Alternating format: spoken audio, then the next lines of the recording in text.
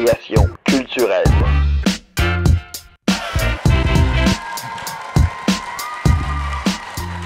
Bonjour tout le monde et bienvenue à Appropriation culturelle, le podcast où on s'approprie la culture de un ou une invitée. Et aujourd'hui, on a deux invités.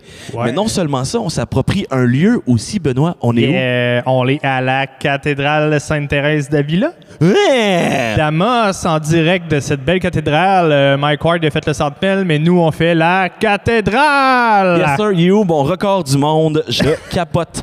Et aujourd'hui, nos invités qu'on a avec nous, c'est pourquoi qu'on est dans la cathédrale. Il s'agit de l'auteur et de l'illustratrice. L'autrice, qu'on dit? L'autrice? Autrice? Et moi, j'aime les deux. OK. J'écris auteur avec un E, mais je sais que dans le langage, autrice prend de plus en plus le dessus. J'aime les deux. Les deux. Puis dessinateur ou dessinatrice? Illustratrice. Illustratrice. Illustratrice du livre d'Amos vous raconte son histoire, l'histoire de Joseph Oscar Viateur du Domaine, qui est disponible à partir de maintenant. Véronique Larouche-Filion et Geneviève Biguet. Bonsoir, mesdames. Bonsoir. Salut! Comment ça va? Ça va bien, ça va bien. Je suis très, très contente personnellement d'être ici aujourd'hui, de pouvoir faire enfin un peu d'événements culturels à Amos. En plus, en direct de la cathédrale, c'est quand même quelque chose. Ah ouais, c'est ça. C'est un décor enchanteur. J'étais un peu imposé parce que d'habitude, j'ai une langue assez mal virée. Je sais, il va falloir qu'on fasse attention aux mots d'église qu'on utilise abondamment habituellement. Ouais, Mais non, c'est ça. Sinon, je pense que je vais me faire frapper par la foudre en sortant. Oui, on a dit qu'on laissait l'église intacte après qu'on soit parti. Hein? Ouais, puis, Exact. la coupole est en cuivre, fait que c'est ça, s'il y a un éclair, on va le savoir. On va commencer ça. On va parler du livre tout de suite. Tiens donc. Comment c'est arrivé la collaboration entre vous deux, Geneviève et Véronique? En fait, mon père, c'est Claude Biguet. Tout le monde connaît dans la ville Claude Biguet. Et il a été... Claude Junior, c'est ça? Junior. Ouais, c'est ça. Il y a Claude Biguet, mon grand-père. Ouais, Claude ouais. Pierre Biguet, mon père, officiellement. Mais Amos vous raconte, et là, depuis plusieurs années, mes parents l'ont regardé à chaque année, ils sont vraiment comme des grands participants. Et à un moment donné, j'ai commencé ma carrière comme illustratrice, puis mon père il a dit « Tu sais, Véronique, ma fille est illustratrice, hein? Ça serait le fun que vous fassiez des projets ensemble. » Je te mets pas de pression, là. C'est ça, mais... Moi, j'ai sauté sur l'occasion parce que faut dire que, je pense, au 100e de la ville, Geneviève avait fait 2 petits dessins qu'on avait mis dans la Gazette du Nord qui étaient remis aux spectateurs. Donc, mais moi, je savais pas qu'elle avait continué son parcours artistique puis qu'elle était devenue professionnelle dans l'illustration parce que souvent, on connaît beaucoup de gens qui dessinent, mais c'est un hobby, c'est un loisir. Mais donc, quand Claude m'a dit... Tu sais, Véronique, que Geneviève est illustratrice professionnelle. Là, j'ai fait « Wow, il faut absolument qu'on trouve le moyen de faire une collaboration ensemble sur ce projet-là. » Puis peut-être, est-ce que tu es un peu moins connu en région parce que même maintenant ta carrière est à Montréal? Oui, ça fait quasiment 12-13 ans que je suis partie à Montréal maintenant. Je suis partie pour les études parce que, en Abitibi, les programmes d'art, ça ne court pas les rues non plus. Mais peut-être que j'étais plus discrète, je ne sais pas. Je suis partie, je suis allée vivre ma vie, mais je suis vraiment contente de continuer à faire des projets ici parce que tout le monde à Montréal qui me connaisse sait que je viens d'Abitibi. Ouais. C'est une fierté de le dire aussi. Oui, vraiment. C'est génial. C'est génial. Puis tu sais, ce qui est drôle aussi, c'est que tu es arrivé dans l'histoire du Dr Biguet, au final. Ta première collaboration avec Véronique, ça a été sur le tome précédent qui parlait du Oui, en docteur. fait, c'était comme la parfaite occasion de collaborer parce que le Dr Biguet, c'est mon arrière-grand-père. C'est le premier médecin de l'Abitibi. Donc, juste ici, justement, le premier livre qu'on a collaboré. Fait que non seulement c'était une belle opportunité de pouvoir travailler avec Véronique sur un beau projet, mais en plus, ça me tenait en cœur parce que c'était familial. Puis le livre de Joseph Oscar Viateur du Domaine, on parle évidemment d'un des grands bâtisseurs de la région. Pourquoi? Ben, écoute, le docteur Biguet, c'est ça, c'était vraiment l'occasion parce qu'il fait partie de la famille de Geneviève, donc on trouvait ça, tu sais, symbolique, touchant, puis c'était vraiment quelque chose qui nous tenait à cœur parce que Catherine Dubé illustre les livres depuis le tout début et collabore en fait avec Geneviève. Donc Geneviève, la première collaboration, c'est le docteur Biguet. Puis JOV du Domaine, j'ai continué avec Geneviève parce qu'on avait justement l'idée de faire des dessins de la construction de la cathédrale et c'est quand même quelque chose qui est technique et Catherine nous avait dit, moi, les monuments, les bâtiments, les trucs techniques, parce qu'elle utilise l'aquarelle, elle dit, c'est trop difficile, j'arriverai pas à faire un rendu qui va me plaire. Et Geneviève avait dit, moi, j'aime dessiner des bâtisses, des monuments, tout ça. Donc, elle s'est dit, moi, je prends le défi, justement, d'illustrer la cathédrale. Donc, c'est pour ça que elle est venue là-dessus. Et on continue de poursuivre nos collaborations parce qu'on est en train de travailler sur l'album des Turcottes qui fait aussi partie de son illustre arbre généalogique. Les Turcottes font partie de ton arbre généalogique aussi? Oui, c'est mes arrière-grands-parents. Arrière-arrière-grands-parents. Y a-t-il quelqu'un en Abitibi qui a fondé l'Abitibi qui fait pas partie de ton arbre généalogique? Il va falloir demander à la parenté. Tu sais, des belles occasions de même, tu sautes là-dessus, tu dis... C'est trop hot, là, d'avoir une illustratrice qui vient de ces deux familles connues-là. Qui sont les deux familles principales, des familles principales. Les Turcottes, c'est les premiers arrivants en Abitibi. Exact. Bon, puis Véro, quand tu écris les livres comme ça, tu sais, on sait que tu as fait 10 ans d'Amos vous raconte, donc c'est des personnages du circuit historique qui reviennent. Mais quand tu plonges dans les livres, tu mets une loupe plus généralisée sur un personnage. Est-ce que tu fais plus de recherches? Comment tu travailles par rapport à ça? Bien, je pars beaucoup de mon texte de théâtre parce que mes recherches avaient déjà été faites il y a une décennie. Mais c'est sûr que je vais relire un peu parce que j'oublie des choses. Puis, en fait, le gros défi, c'était de passer du spectacle, du théâtre qui était vivant puis qui est connu des spectateurs, puis d'aller transmettre cet esprit-là dans un livre. Puis, pour ceux qui ont vu les spectacles, c'est Amos Desesquères, c'est le guide, c'est le personnage, c'est lui qui raconte, en fait, la vie des autres. Et ça, c'était de voir comment que j'allais traduire le petit Amos. Donc, c'est lui le narrateur, c'est lui, donc, qui raconte.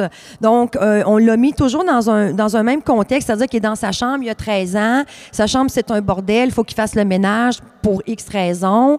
Et en faisant le ménage, il va trouver un objet qui a été donné par le curé, par Hector Autier, par le docteur Biguet, et c'est ça qui va le faire partir dans ses souvenirs. Puis, j'ai aussi voulu traduire le petit côté coquin, blagueur d'Amos, et donc, il y a beaucoup dans le texte, il y a beaucoup d'annotations, des petites blagues, des mots d'humour, une explication sur un vocabulaire de l'époque, donc de vraiment transcrire dans le visuel. Puis, on a voulu travailler aussi avec Delphi Côté-Lacroix au niveau du graphisme, les illustratrices, le côté carnet de notes. Fait qu'il y a comme des feuillets, il y a des affaires de découper, il y a des affaires croches, comme si c'était vraiment des petits cahiers de notes d'Amos que lui fait sur les gens qui l'impressionnent. Ben pour avoir lu et feuilleté les livres, je pense que c'est ça qui rend le livre vivant, un peu comme la pièce l'était. Avec toutes les annotations, avec aussi des discours, des collages de discours où le personnage parle, que c'est pas Amos, c'est pas le narrateur, mais je pense que ça rend le livre encore plus vivant. Puis pour avoir vu autant Amos vous raconte la pièce, ben je me transportais un peu dans cette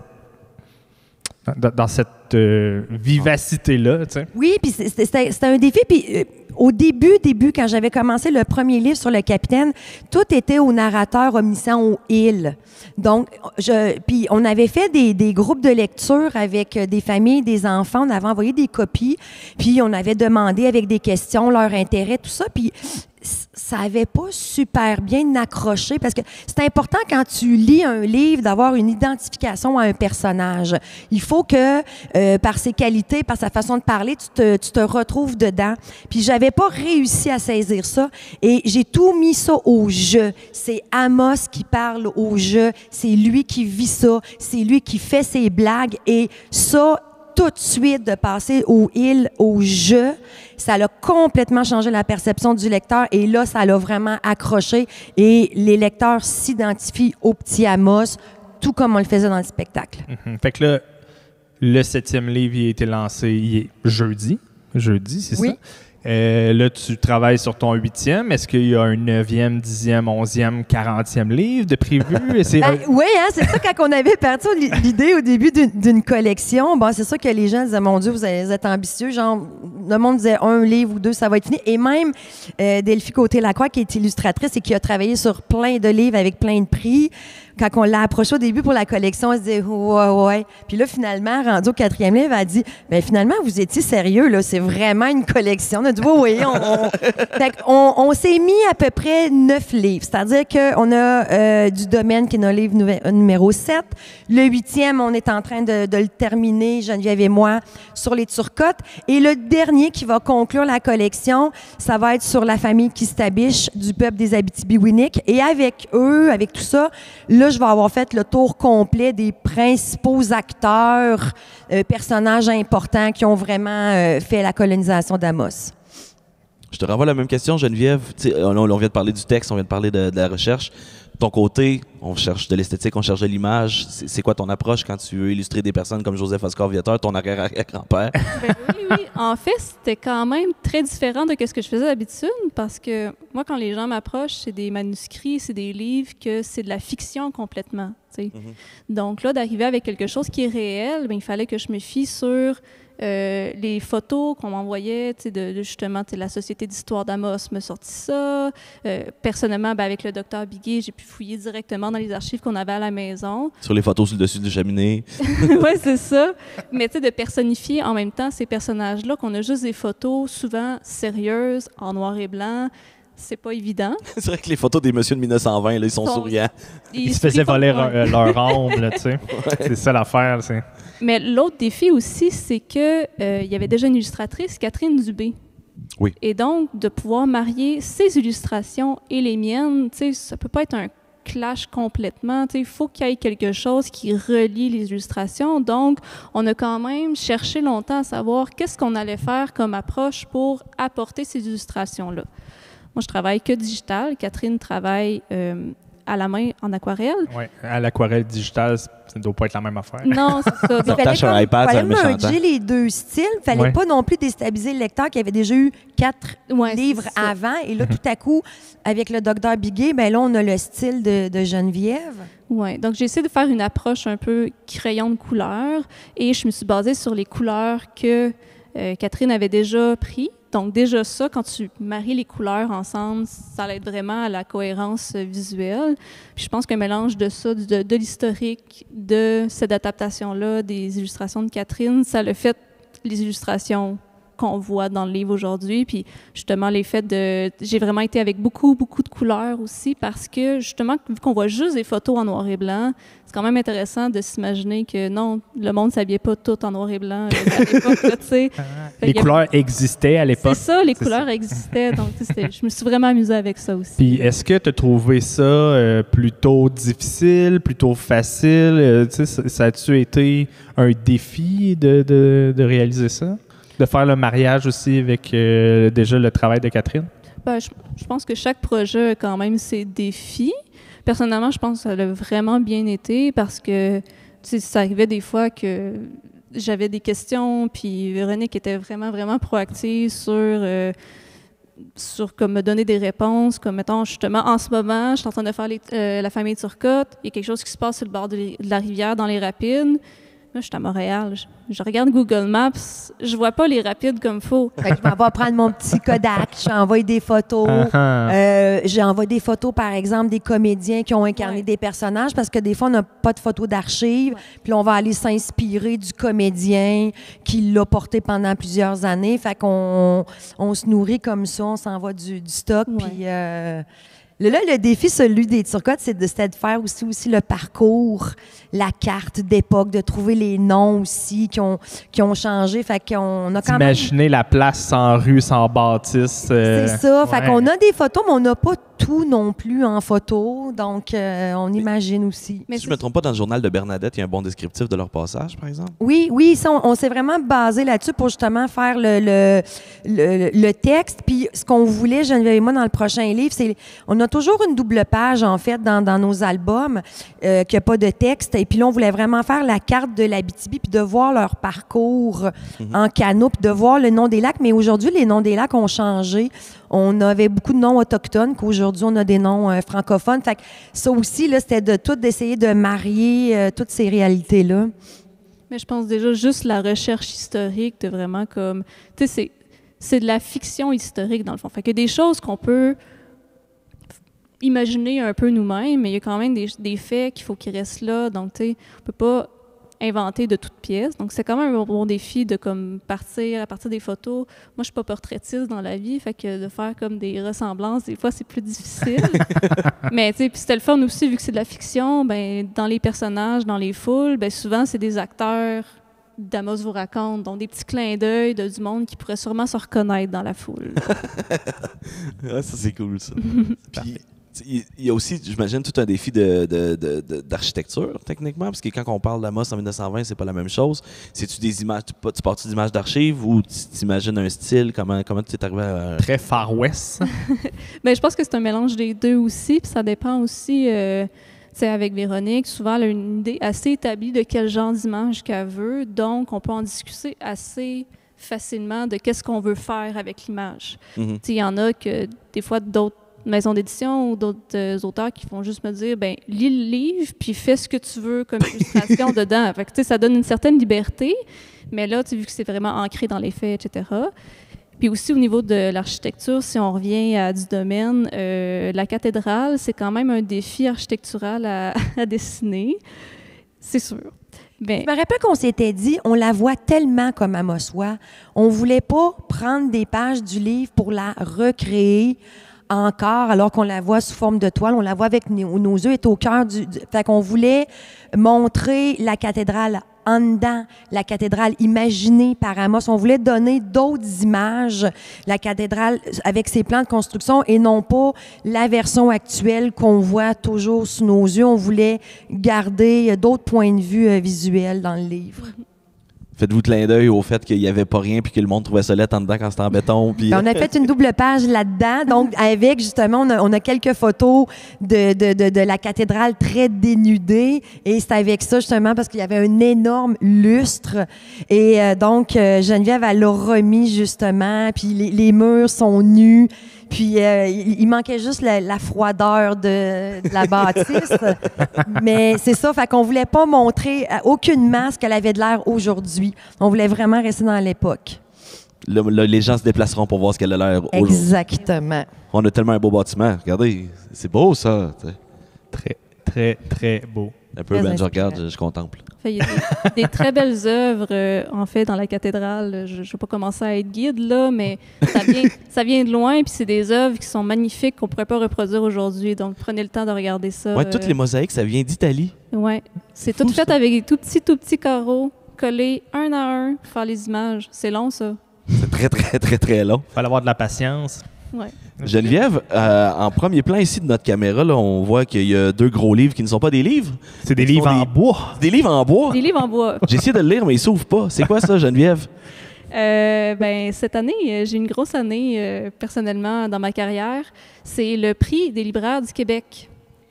Donc, j'ai remporté 2 prix des libraires du Québec cette année dans 2 catégories différentes, sur 2 livres différents. On peut applaudir. Ben oui, applaudissez-la. Merci. En fait, je vais les sortir ici, je les ai. Je vais les montrer. Le premier, c'est pour un livre jeunesse que j'ai illustré qui s'appelle Quincarimiville. Caméra. On voit ça, caméra du centre. Caméra du centre, parfait. C'est écrit par Alexandre Côté-Fournier, mais moi, j'ai fait les illustrations. Donc, c'est une histoire d'horreur. C'est pour les 6 à 11 ans, la catégorie que j'ai remportée. Donc, Alexandre et moi, on a chacun un trophée comme ça pour ce prix-là. Et aussi, je suis illustratrice, mais je suis aussi autrice. J'ai fait une bande dessinée qui s'appelle « Parfois, les lacs brûlent », que ça, c'est pour les 14 ans et environ. Mais ça, elle a gagné dans la catégorie bande dessinée adulte. Donc, c'est pour ça que j'ai 2 prix. Félicitations, Merci. félicitations. Ben oui, on peut l'applaudir encore une fois. Ben oui. C'est du talent de chez vous, plus fort que ça, come on! On peut réussir en dessinant sur le coin d'une table ou de son pupitre, ça se peut. Les profs ont marre, mais bon. Et c'est le fun parce que moi, je l'ai lu, je l'ai fait lire aussi à mes ados, puis les paysages, les dessins, ça sent l'Abitibi. Tu sais, Oui. nous, on vient d'ici, donc on les reconnaît. Puis Geneviève, tu sais, tu m'avais dit, j'allais me promener partout, j'ai pris des photos. Tu sais, on peut pas reconnaître précisément, mais c'est vraiment un livre qui visuellement abitibien. C'est magnifique. Fait que tu ne démanges jamais tes racines. Tu es fière de montrer tes racines dans ce que tu fais. Non, vraiment. Puis même, à quel point c'est un village fictif dans Parfois les lacs brûlent, et à un point tel que j'en parle, l'Abitibi, le monde, il pense que c'est un vrai village.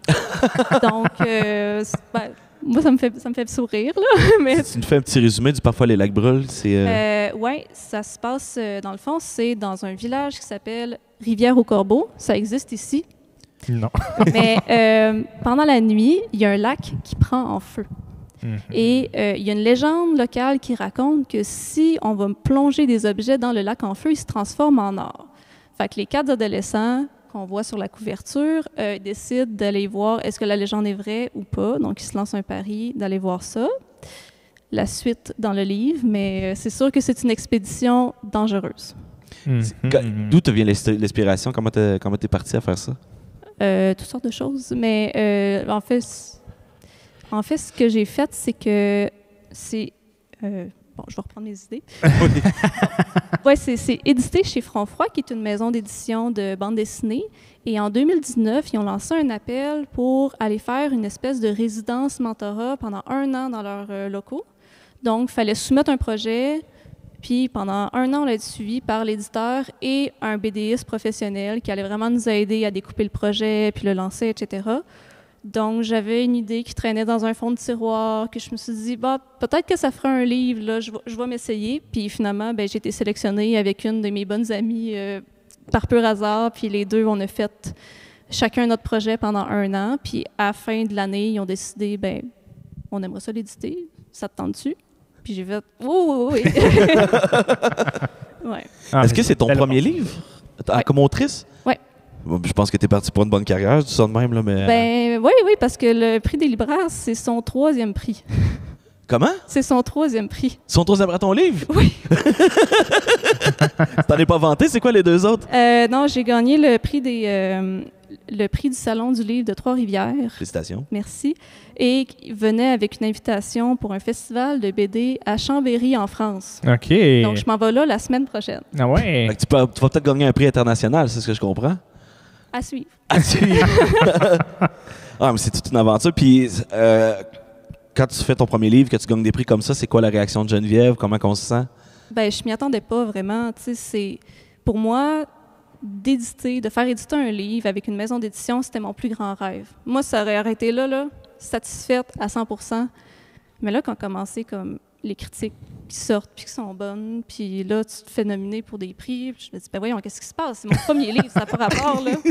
Ça se peut pas, tu sais, je me pince encore. En fait, j'arrive comme ça, puis, tu sais, les BDistes aussi, il y en a beaucoup que ça fait longtemps dans le milieu, là, ils se connaissent tous, puis là, ils arrivent, c'est qui ça, Geneviève Bigué?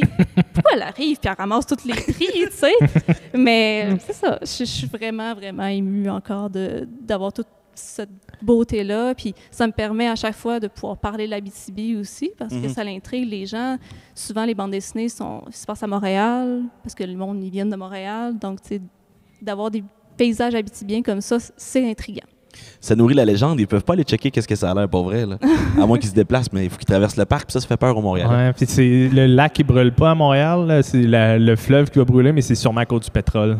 Ouais, on a le même à Cisco, par exemple. Est-ce que ça te donne de la motivation pour sortir d'autres idées que tu as peut-être dans le fond de ton tiroir pour faire d'autres Oui, j'ai d'autres livres? projets. Il y en a un que je travaille dans le fond à chaque mois. Il y a le magazine Curium. Je ne sais pas si vous connaissez. C'est comme le magazine pour les débrouillards, mais pour les 14, plus pour plus vieux. Je ne sais pas exactement c'est quoi l'âge. Mais à chaque mois, ils font de la bande dessinée. Donc, j'écris une petite histoire à chaque mois qui s'appelle Pointe-Obscure. Donc, c'est un village inspiré de la Côte-Nord, que là-bas, le surnaturel, c'est le quotidien. Okay. Fait que le monde, il faut qu'il s'occupe des fantômes, puis toutes sortes de choses. Mais, fait que ça, je continue à écrire un petit peu à chaque mois, comme ça. Fait que c'est un projet qui est un peu différent. C'est pas comme, mettons, Parfois les lacs brûlent, ça m'a pris 3 ans à le faire. C'est un gros bloc. Fait que ça, je le fais un petit peu à chaque mois. Mais c'est ça. À un moment donné, ça va faire un gros projet. Est-ce que tu as su, puis c'est ça pour ton livre, Parfois les lacs brûlent, est-ce que tu as su comment il y avait eu de copies distribuées ou vendues? Oui. En fait, ça a tellement bien été. Ça aussi, je m'y attendais pas. Mes éditeurs ont imprimé des copies en se disant on va en avoir une couple d'années. Puis finalement, on est allé en réimpression. Oh, déjà! Oui, c'était vraiment... fait qu'il y a environ... c'est sûr que le lectorat québécois est assez petit parce qu'on est comme des francophones dans un milieu très anglophone. Donc, il y a 4000 copies qui sont... 2000 copies qui ont été vendues et 4000 au total qui ont été produites là. Puis est-ce que ça a été discuté d'exporter le livre dans la francophonie européenne, par exemple? Il y a la distribution est faite en France. Okay. Justement, comme la semaine prochaine, je m'en vais là avec mes livres. Mais ils ont aussi un distributeur. Et petite anecdote, un petit scoop, mais elle va être traduite en anglais aussi. Ah ouais? Ça doit te faire une petite fleur aussi? Oui, pas mal. Parce que là, tu vas aller chercher un brin plus grand public. Oui, tout le Canada, possiblement les États-Unis, mais j'ai une offre cet été de traduction. Je m'y attendais pas. Ben bravo! On va te voir au Festival des libraires de Nashville. Véro, sont où tes prix, toi? Moi, en fait, sur mes livres, je mets les étiquettes de Geneviève. Je m'approprie. Vous autres faites de l'appropriation culturelle, j'en fais aussi. Donc, maintenant qu'elle a des prix, fait des festivals, je vais rester jamais trop loin de Geneviève. Je vais trouver des projets à faire avec elle. Non, en fait, on profite justement de son super parcours. On a mis nos stickers sur les livres. Et puis... vous avez eu des prix aussi, là. Moi, j'ai juste tout reçu d'un coup. Oui, puis c'est pas des concours. On n'est jamais dans la compétition parce que c'est ça qu'on dit. Juste la moitié du livre, juste le texte, c'est pas intéressant. Juste les images non plus. Le but, c'est vraiment de marier nos deux professions. Puis, mais un mané. Là, je me dis, elle va aller faire le festival en France. Ils vont voir d'autres livres. Un moment donné, ceux-là vont traîner. Puis à un moment donné, ça va avoir une petite invitation. Ils vont se glisser à l'intérieur. C'est quand même intéressant parce qu'avec la série de livres aussi, ça laisse une trace écrite du développement d'Amos. Oui, parce que comme le spectacle est terminé après une décennie de folie historique, on s'est dit, il reste rien pour les jeunes, la génération, puis tu sais, on oublie vite.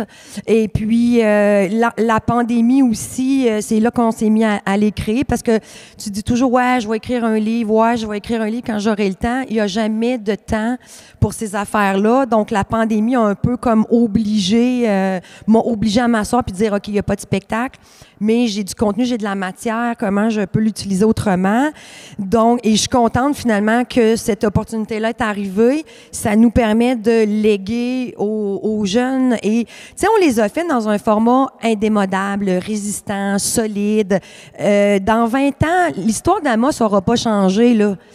L'histoire de pourquoi on a construit la cathédrale, les motivations, les objectifs, tout ça, sont là, c'est agréable. Tu sais, on dit que c'est un livre jeunesse parce que le ton, il est humoristique, puis le personnage, il est jeune, mais les gens plus vieux, on la connaît pas, notre histoire, donc les adultes ont autant de plaisir à lire ces livres-là, et t'en as certains qui vont justement, les photos d'archives qui inspirent les illustrations, qui vont, eux autres, justement, les ramener à leur époque. Ça va sûrement inciter les gens aussi à, tu sais, s'ils veulent avoir des détails ou veulent en savoir plus, d'aller se renseigner, exemple, à la Société des Arts ou peu importe. C'est ça. Moi, j'aimerais beaucoup aller dans les écoles, justement, rencontrer les élèves, les jeunes lecteurs pour leur...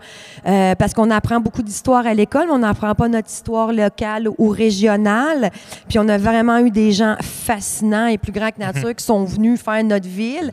Et malheureusement, ce sont toujours dans des livres sérieux pour adultes. Il y a des livres sur M. Autier, il y a des livres sur des gens importants, mais c'est pas pour les jeunes, c'est aride, alors que là, c'est vraiment plaisant. Et c'est une trentaine de pages, ça se lit léger, rapidement. Ouais. Je me souviens qu'au secondaire, la seule fois qu'il parlait de l'Abitibi dans mes livres d'histoire, c'était pour montrer une photo de Rouyn-Noranda avec des véhicules remplis de sulfure. Oui, c'est ça, c'est jamais très, très positif non plus. Non, c'est ça. Qu'on a, C'est important de se réapproprier notre histoire puis d'en parler. Je serais curieux, Geneviève, comment le dessin, l'illustration est arrivé dans ta vie? Comment tu as décidé aujourd'hui, je veux aller en perfectionnement là-dedans? Qu'est-ce qui est arrivé pour ce petit déclic-là? C'est sûr que, tu sais, moi, je dessine le gros cliché. Je dessine depuis toujours, je suis avec un crayon dans les mains, mais à 4 ans, je dessinais des Ninja Turtles partout. Yeah! Partout. Il était en skateboard avec du feu en arrière. Parfait. Mais C'est quel ton préféré? Leonardo. Ben ouais, Leonardo. Mais tu sais, je dessinais vraiment tout le temps. J'aimais vraiment, vraiment ça, à un point tel que des fois, dans les classes, il fallait absolument qu'ils m'arrêtent, qu'ils m'enlèvent le papier parce que je dessinais trop, j'écoutais plus. Fait que là, tu te dis, ben, tu sais, c'est le fun, le dessin, mais souvent, les artistes, tu te dis, c'est précaire, tu n'as pas vraiment de carrière là-dedans. Fait que, tu sais, je me dis, ben, OK, j'essaie de faire d'autres choses qui avaient un peu le dessin, mais pas nécessairement l'illustration. Mais j'ai eu la chance au secondaire. À un moment donné, je suis arrivée dans ma classe, puis il y avait Joanne Matt, qui est une amossoise, qui travaille pour DreamWorks. Elle, elle travaille, elle fait les scénarios visuels pour, mettons, Dragon. C'est ça en français? How to Train Your Dragon. Ouais. Ah oui, comment entraîner son dragon, quelque chose comme ça. Ça. Puis là, je l'ai vu. Super traduction. On a reçu un thumbs up du régisseur, c'est En tout bon cas, signe. le film de Dragon. Puis là, je me suis dit, attends un peu, là. Elle a fait une carrière, puis elle dessine, là. Qu'est-ce qui se passe avec ça? Fait que cette période-là, je ne sais pas si ça voulait aller parler à son prof, son ancien prof, mais moi, je l'ai accaparé. J'ai posé toutes les questions. Je me suis dit, c'est quoi ta job? Comment qu'on fait ça? Etc. Puis elle m'a vraiment aiguillée. Puis elle, dans le fond, elle a fait un travail... elle a étudié en animation, en dessin animé. Donc, à cause d'elle, je suis partie à Montréal faire une technique en dessin animé. À l'UQAM. Au Cégep du Vieux-Montréal. Cégep du Vieux-Montréal. Ouais. OK. Et là, c'est vraiment là que j'ai appris la technique de dessin. Tu sais, j'ai appris comme plein de techniques justement pour faire des beaux paysages qui m'ont aidé pour faire la cathédrale, etc. Mais après 3 ans, tu sais, il y a plusieurs de... Tu aurais pu aller directement sur le marché du travail, mais je me suis rendu compte que ce que j'avais vraiment envie, c'était de dessiner puis de continuer. Donc, j'ai été à l'Université du Québec, à l'UQAM, faire un baccalauréat en design graphique, parce qu'il y avait un profil illustration dedans. Donc, je suis graphiste de formation, mais j'ai fait tout le volet illustration. Et depuis que j'ai fini en 2018, j'ai vraiment la chance de pouvoir... Dès 2018, j'ai commencé à travailler à mon compte.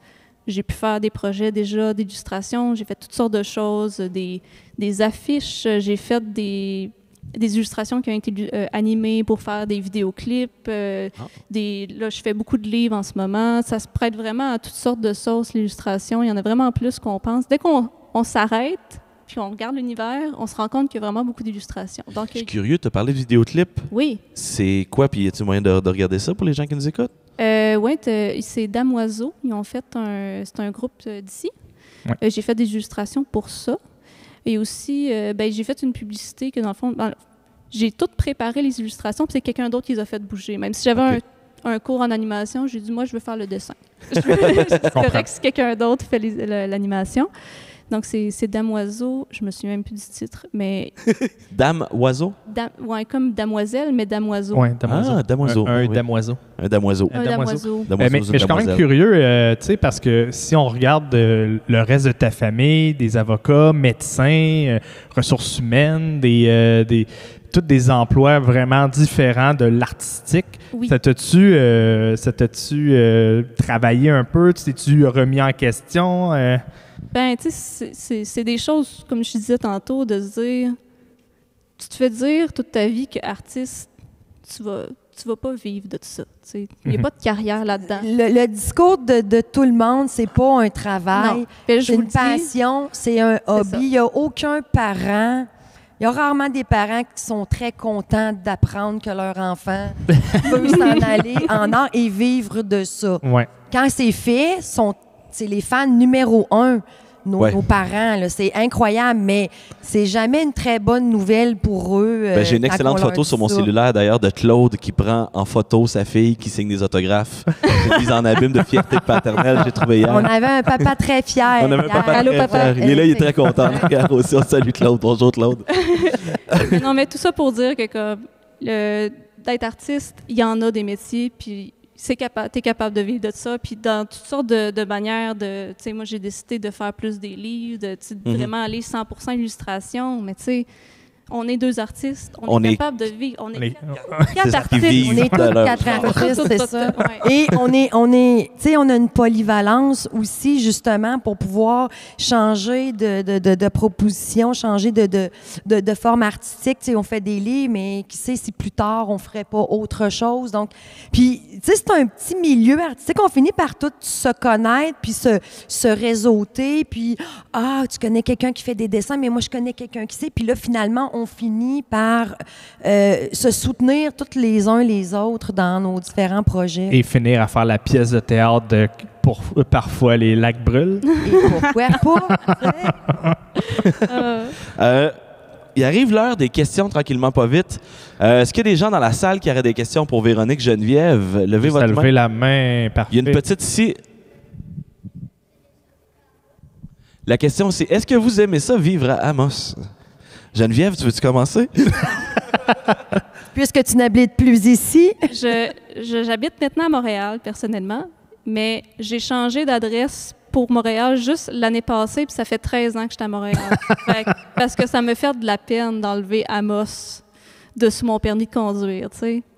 Ça dit quelque chose. J'aime beaucoup Amos. Moi, quand j'étais petite, je n'aimais pas beaucoup ça. Je trouvais que la ville était trop petite puis qu'il me manquait d'architecture, il me manquait de musée, il me manquait d'art. Je suis partie étudier à l'université et je suis revenue. Et maintenant, comme adulte, j'apprécie énormément Amos. La culture, je peux en avoir partout au bout de mon clic avec mon ordinateur, tout ça. Et c'est une qualité de vie incroyable. Et la promiscuité des gens avec qui on travaille, ça, c'est quelque chose qui est très difficile à vivre en grande ville, alors qu'ici, on a des solides amitiés. Fait que j'adore habiter ici. Est-ce qu'on a une autre question? Oui, toi? Où peut-on acheter les livres? Ça, c'est une question très pertinente. Bonne question, bravo! Tu peux mettre dans ton journal. Il y a la librairie Hamster au centre d'achat qui a tous nos livres, un peu toutes les librairies de la région. Il y a toujours moyen d'y aller en ligne. Et je sais qu'il y a quelques commerces, genre Jean Coutu et IGA, qui ont plusieurs exemplaires. Mais sinon, la librairie, c'est toujours gagnant pour les livres. Et Geneviève, si on parle de où les lacs brûlent, où est-ce qu'on peut les trouver? Dans toutes les librairies du Québec. Parfait. Mais s'il ne l'a pas en tablette, ben on peut le commander, ça, c'est sûr. Oui. Évidemment. Oh mon Dieu. J'ai pas vu qui a levé la main en premier. Il y avait en avant ici. Ici? Toi? Est-ce que tu aimerais ça vivre à Montréal avec Véronique?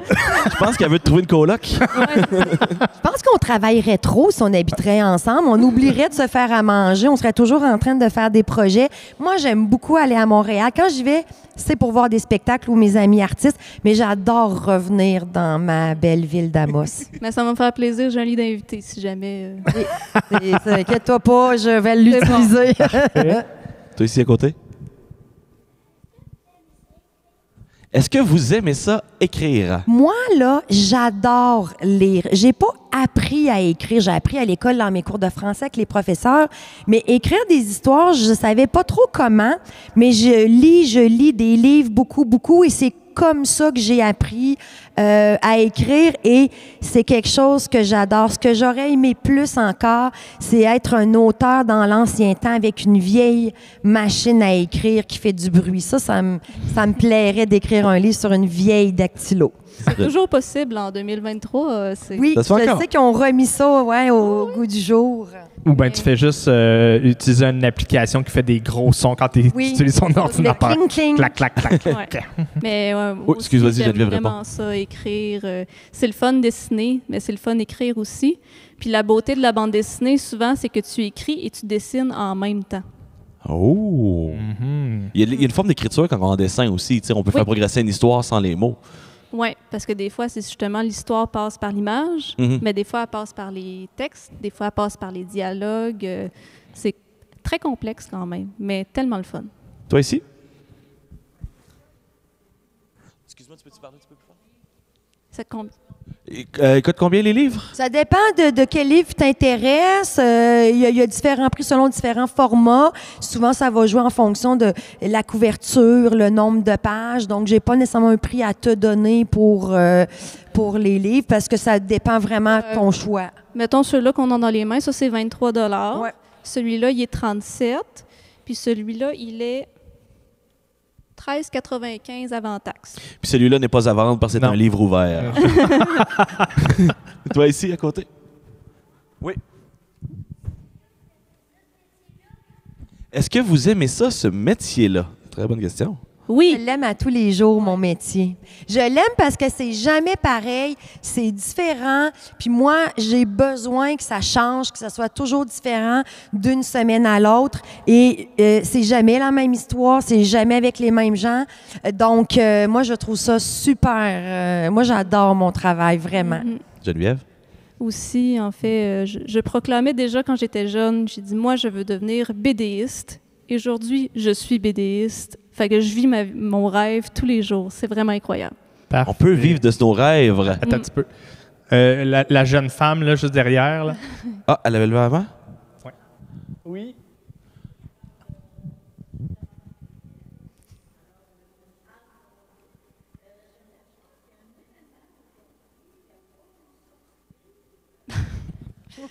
Oui! Bon. Attendez un petit peu, je veux juste répéter.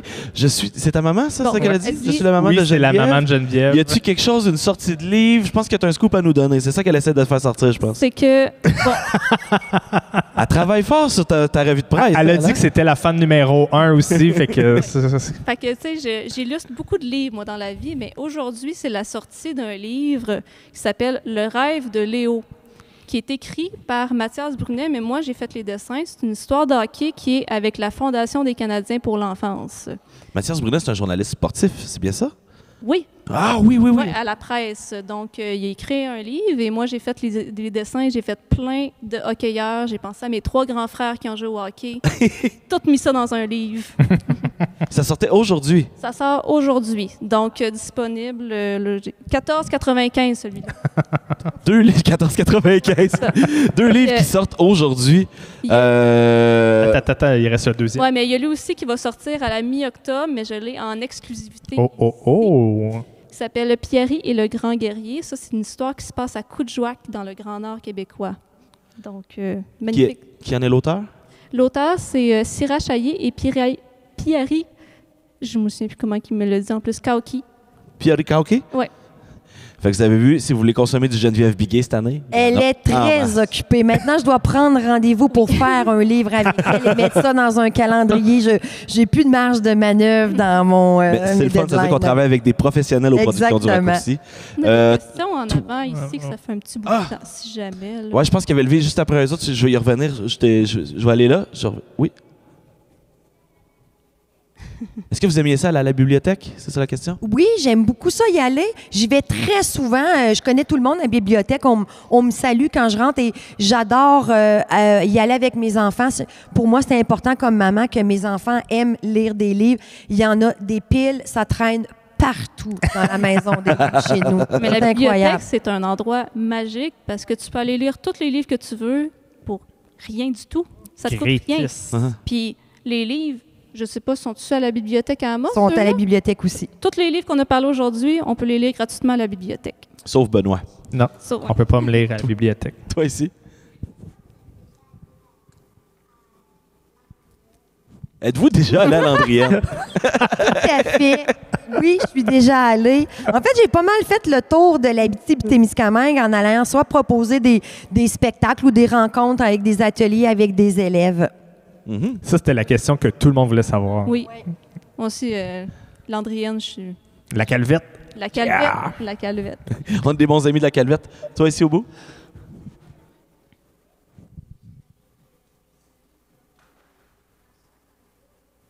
Ta sœur, elle a le livre rose.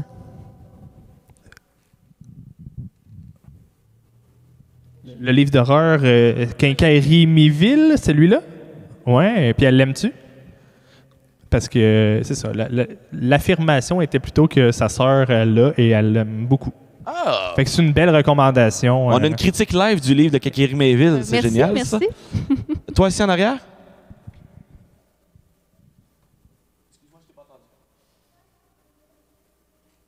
Qu'est-ce que vous aimez le plus écrire? C'est bien ça. Lire. Qu'est-ce que vous aimez le plus lire? Pardon. J'aime beaucoup j'aime beaucoup les romans policiers, les enquêtes de détectives. J'aime beaucoup les livres épeurants et j'aime beaucoup les livres qui se passent dans d'autres pays. C'est vraiment mes 2 sortes de livres préférés. Et oui, j'avoue, je suis une grande fan de bande dessinée. J'en lis. J'adore la bande dessinée. Ah ouais, ta bande dessinée favorite? Michel et le loup. Ouais. Je lis beaucoup de bandes dessinées aussi. J'adore le fantastique. Puis t'as-tu une bande dessinée favorite? The best of all time? Il y a une bande dessinée que j'ai vraiment appréciée récemment, que c'est les jumeaux Montaigu qui sont chez la Pastèque. C'est une histoire surnaturelle, j'adore. C'est comme tout à fait ma tasse de thé. OK, parfait. On va aller ici. Toi, assis sur le bord.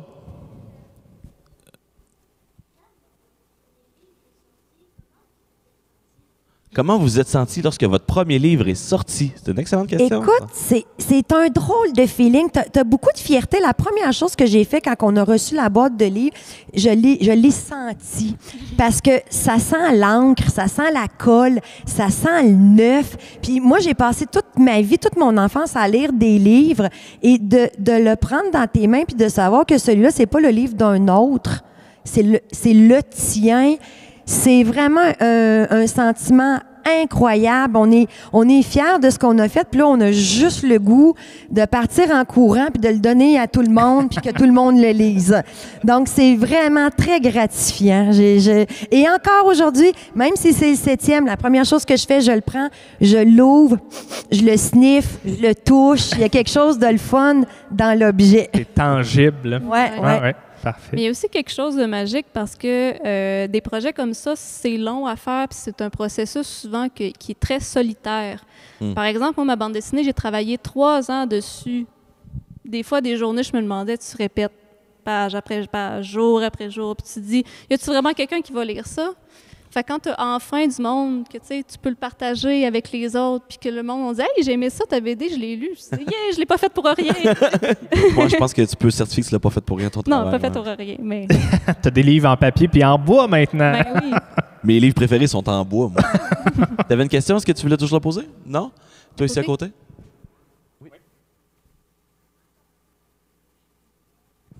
J'ai rencontré Geneviève. Moi, je suis beaucoup plus vieille que Geneviève. Puis, dans le fond, quand je faisais mon petit personnage d'Amos des Escarres, Geneviève était venue voir le spectacle. Elle était venue avec ses parents. Ses parents viennent à chaque été. Ils le connaissent par cœur. Et puis, Geneviève, elle était venue. Puis, c'était comme ça un petit peu qu'on s'était connus. Moi, je vais te relancer parce qu'on se connaissait avant. Oui, scandale! Scandale! C'est sûr que ça se raconte. Là, c'était différent. J'étais au primaire. On avait la pièce de Casse-Noisette. Et moi, je jouais du xylophone sur le côté. Et il y avait une grande vedette qui est venue danser sur la scène. C'était Véronique. Puis je me souviens encore, là, sûrement qu'il l'a sur le vidéo chez nous, là, tu sais. J'ai arrêté de jouer, puis je la regardais, puis je me disais « Wow, c'est incroyable ». Puis d'un coup, j'étais tellement contente, j'aurais ça qu'on puisse comme, se rencontrer puis parler d'artiste à artiste parce que j'étais tellement émerveillée. Puis moi, je me suis dit « Ah, la petite qui a arrêté de jouer au xylophone, je ne travaillerai jamais avec cette enfant. » On va y aller avec ta question.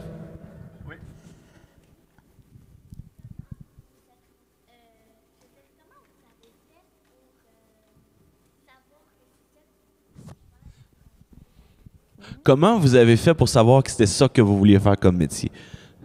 On en a un petit peu parlé avec Geneviève tantôt. Moi, en fait, au début, quand j'étais adolescente, j'étais allée faire mon secondaire. Après ça, je m'inscrivais au cégep. Je m'en allais pas du tout comme artiste, comme j'ai dit un petit peu, mais c'était pas un secteur que mes parents voulaient que je m'en aille. Moi, je voulais être docteur. Je voulais sauver le monde. Je voulais guérir les gens. Puis, à un moment donné, j'ai déménagé. Et ma mère, elle m'avait dit, là, Véronique, il y a toute une boîte avec tes souvenirs, puis tes toutous, puis tes poupées, là, fais le ménage là-dedans, on déménagera pas tout. Fait que j'avais ouvert tous mes jouets de petite fille, puis j'étais tombée sur un petit cahier, puis dans mon petit cahier, j'avais à peu près 8 ans, puis j'avais écrit « Ce que je ferai quand je serai grande ». J'avais écrit auteure, danseuse, comédienne, j'avais écrit des métiers artistiques. Et quand j'ai vu ce petit cahier-là, je me suis dit... Quand j'étais petite, j'avais un rêve, puis je ne l'ai pas écouté. Puis là, je vais l'écouter et j'ai changé d'études. J'ai abandonné ce que je faisais à l'université pour m'inscrire en théâtre et je ne l'ai jamais regretté. Incroyable. Ouais. Et toi?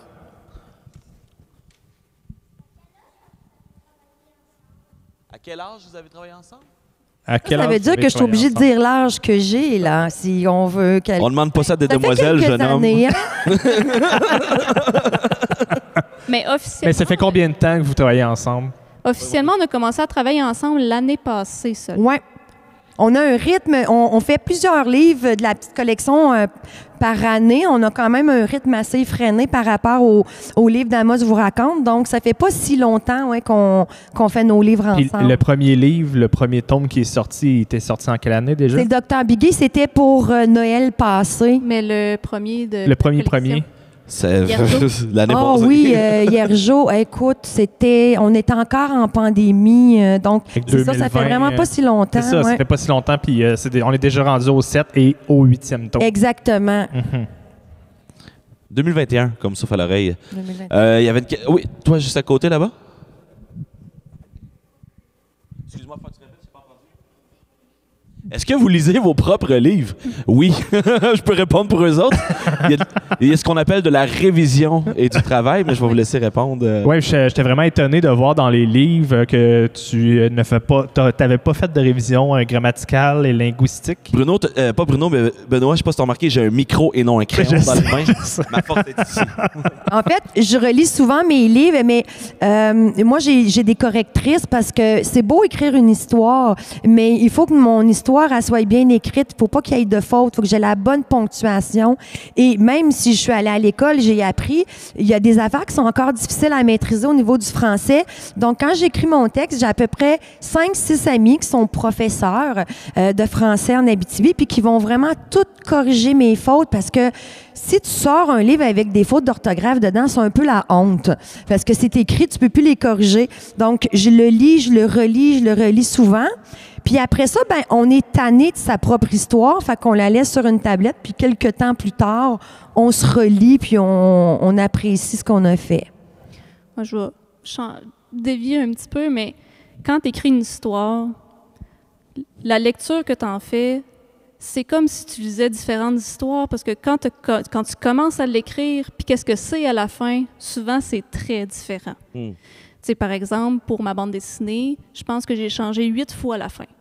Fait que, tu sais, des fois, quand tu dis, je lis mon histoire, mais oui, tu la lis encore et encore et encore, mais souvent, tu lis des histoires différentes parce que tu modifies des choses, puis tu enlèves une partie, puis tu rajoutes des parties, puis finalement, tu changes des mots, etc. Fait que c'est quand même un drôle de travail de lecture.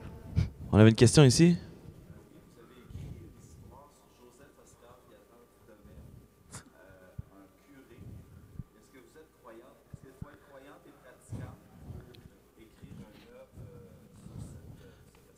Je vais répéter la question. Vous avez écrit une histoire sur Joseph-Oscar Viateur du Domaine, qui est un membre du clergé, qui est un curé. Est-ce qu'il faut être croyant pour écrire des histoires sur des personnages comme ça? On peut l'être, mais j'ai aussi écrit des histoires de dragons. Je ne suis pas un dragon. J'ai écrit des histoires sur des hommes. Je suis une femme. Donc, non, parce que le plaisir d'être artiste, c'est de se mettre dans la peau d'eux. C'est d'essayer de se mettre à la place. Je suis quand même une fille qui a une belle spiritualité. Mais c'est intéressant parce que moi, en fait, je voulais pas faire un livre sur le curé du domaine, sur son aspect seulement religieux, étant un homme d'église. Je voulais surtout souligner que notre curé a fait construire la magnifique cathédrale, mais a fait construire l'école Sainte-Thérèse des filles, l'école des garçons, ce qu'on appelle le cégep, l'hôpital. Donc, c'était un grand bâtisseur et c'était vraiment plus son travail que j'ai voulu mettre en lumière et on voulait pas non plus... On veut que ces livres-là se lisent par tout le monde, peu importe de quelle religion ils sont. Génial. Toi, là-bas, avec le bras levé?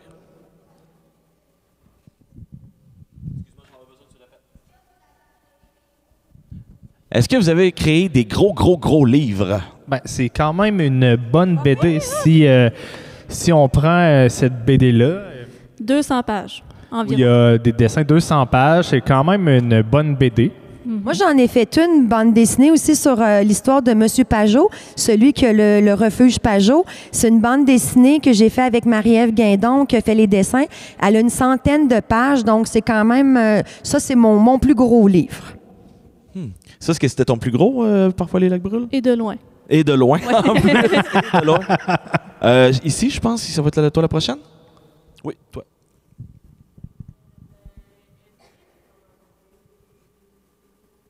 Je vais te demander de répéter. Est-ce que vos livres sont chez Renaud Bré? Oui. Oui! Tous les pas libraires. Les miens, mais non, pas les miens. Pas chez Renaud Bré, parce que des grosses librairies comme ça, il faut leur donner des grosses quantités de livres. Puis comme nous, on les fait ici en Abitibi, on n'en fait pas on n'imprime pas des milliers, donc on n'est pas capable de fournir des gros magasins comme ça. Génial. Toi ici? C'est quoi le nom du podcast en ce moment? C'est hot, on peut se plugger.